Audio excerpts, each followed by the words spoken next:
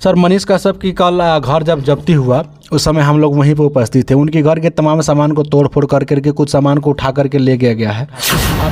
जो गरीब का हक के लिए लड़ते हैं आज वो सुरक्षित नहीं है इस बिहार में, तो आगे कौन सुरक्षित रहेगा सर? जानता जानना चाहती है सर आपसे।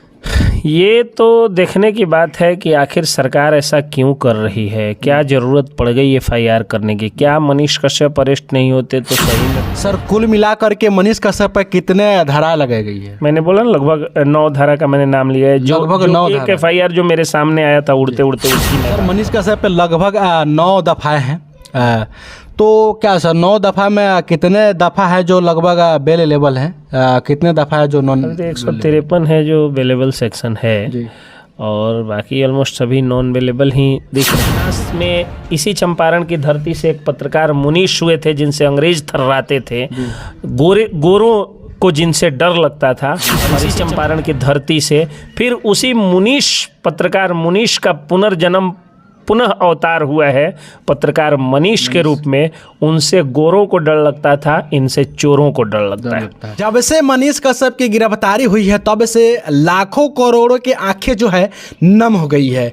आंखों का आंसू रुकने का नाम नहीं ले रहा है और लोग यही सोच सोच कर रात भर परेशान हैं कि आखिरकार मनीष कश्यप कब निकलेंगे और मनीष कश्यप की बेल कब होगी। मनीष कश्यप के ऊपर कौन कौन सी धाराएं हैं कि उनकी घर का कुर्ती जब्त कर लिया गया और उनको बिना नोटिस को उठाकर ले गया। तो इन तमाम सवालों को दिखाने के लिए और आप लोगों को बताने के लिए और आप लोगों का आंख का आंसू नहीं निकले रोकवाने के लिए हम फिर से आ गए हैं हम सभी पत्रकारों के वकील पंकज सर से कुछ सवाल करेंगे। पंकज सर आप सभी को संतुष्टि दिलाएंगे कि आखिरकार मनीष कश्यप के ऊपर कौन सी धाराएं हैं और मनीष कश्यप आखिरकार कब तक निकलेंगे। सर आपका बहुत बहुत स्वागत है हमारे चैनल पे। आपका भी बहुत बहुत स्वागत है। और बात सही है, आपने जो बात कहा कि आज सबकी आंखें नम हैं। बिहार का एक बेटा सन ऑफ बिहार मनीष कश्यप आज गिरफ्त में आ चुका है। यानी उनको जो है वो आज देखिए कि किस तरह से पुलिस जो है वो अरेस्ट कर ली है। जो आपने कहा कि कौन कौन सी दफ़ाओं में उन पर केस है जी, तो दफ़ाओं में 153 है जो कि होता है provocation with intention to cause right. उसके लिए एक दफ़ा होती है 153, उसमें उस दफ़ा में उन पर केस दर्ज है। उसके बाद जो है वो 505 है। 505 होता है वो कोई र्यूमर फैला देता है या कोई गलत बात अफवाह जो है इत्यादि को फैला देता है जिससे समाज में जो है वो किसी धर्म को ठेस पहुंच जाए या किसी जाति को ठेस पहुंच जाए, किसी वर्ग विशेष को ठेस पहुंच जाए, वर्ग संघर्ष की स्थितियां आ जाए। ये सब दफ़ा उसमें काम करती है। 467-68 भी दफ़ा उन पर है लगा हुआ है जो डॉक्यूमेंट्स में धोखाधड़ी देने के लिए डॉक्यूमेंट्स में छेड़छाड़ की दफ़ा है। तो 467-68 के बाद 471 लगा हुआ है फर्जरी डॉक्यूमेंट्स के आधार पर फर्जरी करने की जो दफ़ा होती है, इलेक्ट्रॉनिक एविडेंस या इलेक्ट्रॉनिक डॉक्यूमेंट्स इत्यादि के आधार पर होती है। उसके बाद 120B है, 120B जो कि कॉन्स्पिरेसी टू क्राइम के लिए दफ़ा मानी जाती है। 64 IPC 64 जो कि नॉन पेमेंट ऑफ फाइन के लिए जो है वो दफ़ा मानी जाती है। IT एक्ट 2000 भी उन पर लगाया गया है जो कि साइबर क्राइम की दफ़ा है। तो मैं बस इतना ही कहना चाहता हूँ कि ये चंपारण है, इतिहास अपने आप को दोहराता है और इतिहास में इसी चंपारण की धरती से एक पत्रकार मुनीश हुए थे जिनसे अंग्रेज थर्राते थे, गोरों को जिनसे डर लगता था। और इसी चंपारण की धरती से फिर उसी मुनीश पत्रकार मुनीश का पुनर्जन्म पुनः अवतार हुआ है पत्रकार मनीष के रूप में। उनसे गोरों को डर लगता था, इनसे चोरों को डर लगता है। सर कुल मिला करके मनीष कश्यप पर कितने धारा लगाई गई है? मैंने बोला ना लगभग 9 धारा का मैंने नाम लिया है। जो एक एफआईआर जो मेरे सामने आया था उड़ते उड़ते उसकी मैं बात कर रहा हूँ। बाद में फिर जो है वो एक और एफआईआर किया गया था जो उनका ट्वीट जो फर्जी अकाउंट से सो कॉल्ड फर्जी अकाउंट से जो उनका ट्वीट किया गया था कि मेरी अरेस्टिंग हो गई। तो अब उसमें कौन कौन सी दफ़ा पुलिस ने लगाया वो देखने की चीज़ है। जी। वैसे भी एफआईआर की जो कॉपी होती है वो कॉन्फिडेंशियल है, लेकिन सोशल मीडिया पे कैसे आ गया ये भी एक जांच का विषय है कि मनीष कश्यप के अकाउंट का डिटेल भी सोशल मीडिया पे पुलिस ने शेयर कर दिया।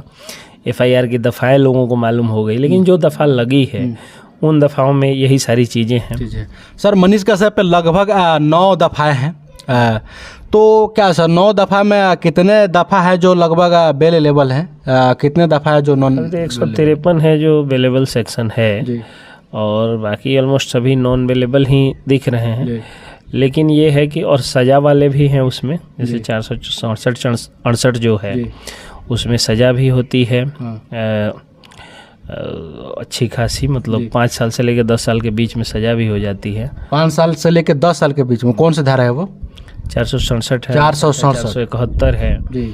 इसमें 5 साल से ऊपर की सज़ा है। अच्छा सर, मनीष कश्यप की कल घर जब जब्ती हुआ उस समय हम लोग वहीं पर उपस्थित थे। उनके घर के तमाम सामान को तोड़ फोड़ कर करके कुछ सामान को उठा करके ले गया है। आपको क्या लगता है सर, अगर जो गरीबों के लिए जो आवाज़ उठाते हैं, जो गरीब का हक के लिए लड़ते हैं, आज वो सुरक्षित नहीं है इस बिहार में, तो आगे कौन सुरक्षित रहेगा सर? जानता जानना चाहती है सर आपसे। ये तो देखने की बात है कि आखिर सरकार ऐसा क्यों कर रही है, क्या ज़रूरत पड़ गई FIR करने की? क्या मनीष कश्यप अरेस्ट नहीं होते तो सही में बिहार और तमिलनाडु में दंगा हो जाता, जो धाराएं लगाई गई हैं? क्यों किया गया ये समझ में नहीं आता। और दूसरी चीज़ कि चोर आतंकियों के खिलाफ आप जा कर के देखिएगा, बेतिया जो उनका ज़िला है, पश्चिमी चंपारण या मोतिहारी जो ज़िला है, इसमें कितने केसेस पेंडिंग पड़े हुए हैं। पुलिस डायरी टाइम पे सबमिट नहीं करती है, न्याय नहीं मिल पाता है लोगों को।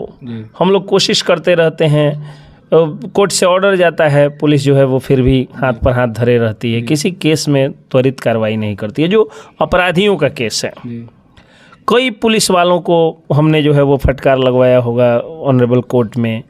कई पुलिस वालों के खिलाफ जो है वो आर्टिकल लिखवा करके, जो हमारे बॉर्डर मिरर के एडिटर इन चीफ है उनका बाईलाइन आर्टिकल है, उस आर्टिकल और हमारी खबरों के असर के रूप में, चूँकि मैं एक वकील के साथ पत्रकार भी हूँ, खबरों के असर के रूप में कई पुलिस वाले इसलिए सस्पेंड हुए कि वो FIR नहीं ले रहे थे या अनुसंधान में गड़बड़ी कर रहे थे, टाइम पे डायरी नहीं दे रहे थे, तो सस्पेंशन हुआ। कई को फटकार भी लगते रहती है कोर्ट से। सब में तारीख पर तारीख होती है। लेकिन मनीष कश्यप वाले मामले में तो इतनी त्वरित कार्रवाई हुई जैसे मनीष कश्यप कोई अपराधी और आतंकवादी हो। तो अभी हमारे साथ है वकील पंकज सर, जिन सर का वीडियो आप लोगों ने काफ़ी देखा और काफ़ी सपोर्ट किए। आप लोगों के लिए हम लोग हमेशा खड़े रहेंगे और मनीष कश्यप को न्याय दिला करके ही रहेंगे। अभी सर ने भी आप लोगों को ही बात बताई, कौन कौन सी धारा है, तमाम चीज़ को आप लोगों को अंतर निरंतर समझा दिए हैं। तो आप लोगों की अभी थोड़ा सा अपने आप में आने की ज़रूरत है और ज़्यादा निराश होने की ज़रूरत नहीं है, क्योंकि एक शेर यदि अंदर गए हैं तो हज़ारों और सैकड़ों शेर यहाँ पे लड़ने के लिए तैयार हैं। आगे का जैसा भी न्यू अपडेट आता है आप लोगों को दिखाता रहूँगा। और आप लोगों की अगर सवाल इसमें बाकी रह गई होगी तो कमेंट में ज़रूर कीजिएगा। फिर से अगला सर से मुलाकात जब होगी उसमें आप लोगों के सवाल को रखा जाएगा। तब तक मिलेंगे फिर अगले नेक्स्ट वीडियो में। तब तक के लिए जय हिंद।